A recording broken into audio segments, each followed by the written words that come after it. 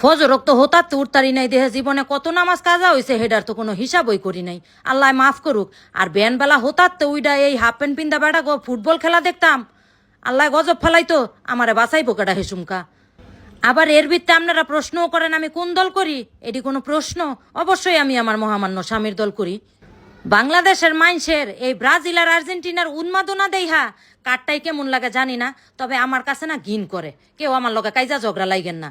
এইগুলি লইয়া কোনটা কার বাপ দাদার দল, কোনটা কার 14 গোষ্ঠীর দল, মানে এইগুলি লইয়াও এত তর্ক এত বিতর্ক এডিও করবার মনে চায়, এত এনার্জি মানুষের। আবার এডির পিছনে টেহা খরচ। এই পতাকা মতাকা টানা এক গোলামের পুতে বউর নামে 50,000 টাকা কিস্তি তুলছে এই পতাকা বানানোর লেগা। আরেক বেড়ায় 30% জমি বিক্রি কইরা কয় কিলোমিটার জানি জার্মানির পতাকা বানাইছে। এগুলি পাগলামি ছাড়া আর কিছু।